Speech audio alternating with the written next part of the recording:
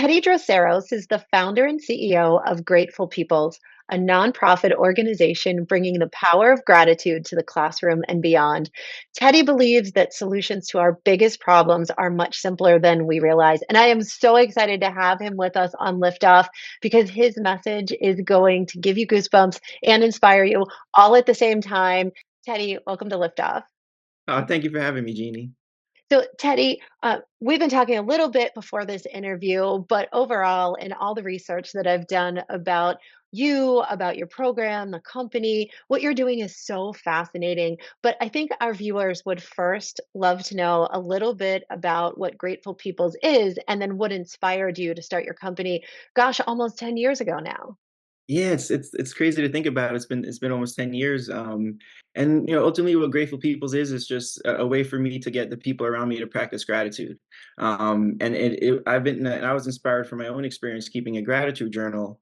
I was in my early 20s and I just started asking a bunch of questions about how I was spending my time each day. And I got really into kind of just bettering myself and getting the most out of each day. And one of the things I came across was keeping a gratitude journal and just, writing down three positive thoughts every day. And there's all this research about how it can impact your brain and even your physical health as well. So, long story short, I got into it. I went to Staples, bought a notebook, and left it by my bedside. And every night before bed, I would write down three things I was grateful for almost 4 years. And I really think it rewired my brain permanently to just experience life differently. And the thing that it ultimately made me want to share with others is when I realized, through writing down my grateful thoughts that the best thing, the quote unquote worst thing to ever happen to me was also the best thing that's ever happened to me, and that's my mom's sickness growing up. So she was diagnosed with multiple sclerosis when I was just a baby, and that was just my normal growing up. And when I got deep into gratitude, I came to understand that it was also my biggest blessing because of the lessons that it's taught me. And having being able to shift my perspective on something seemingly so dark and that created a lot of pain for my mom and my family, and look now being able to look at it as something very light. It changes how I think about everything else in life, and that's how keeping a gratitude journal changed my life. It just changed the way I think about things. And that's that simple thing is what inspired me to want to share it with others. So I have so many questions that come off of that. And I have to Yeah. just ask you the first one. So you start writing in the gratitude journal, and uh, did you see a change right away? Did you think, "Oh, this is stupid. Why am I doing this?" Did it take a while, or was it just something that you said, "Look, I'm going to do this for a month, 2 months, regardless, just to see what happens"?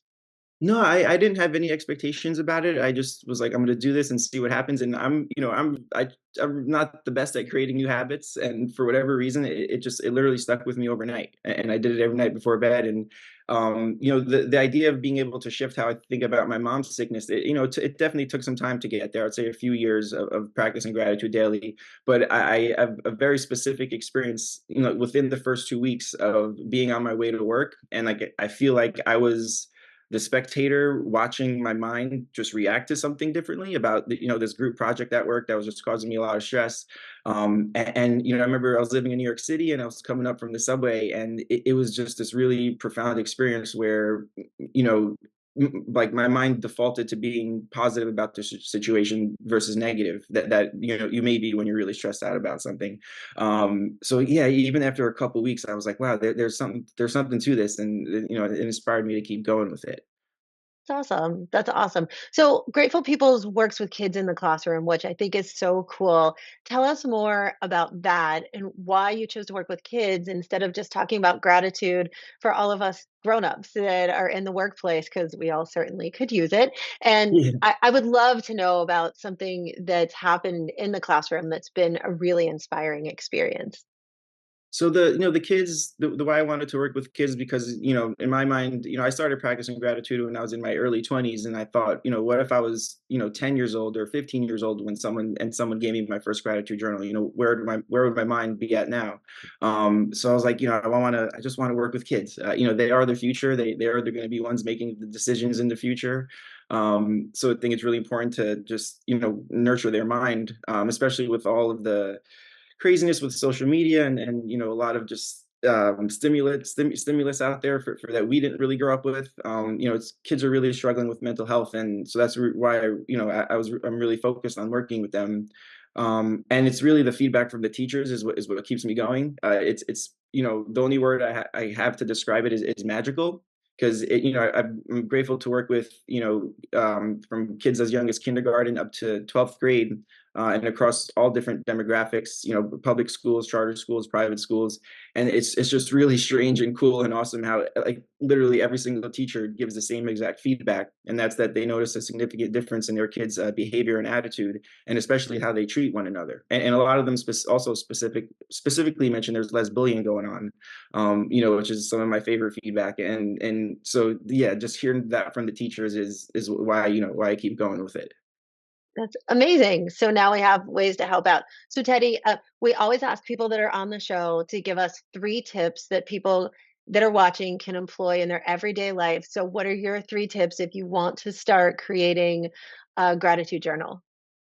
Well, just grab a pen and paper, and it doesn't have to be a fancy notebook. It just really just to be just pen and paper, and leave it somewhere in your house that you're going to see it every day.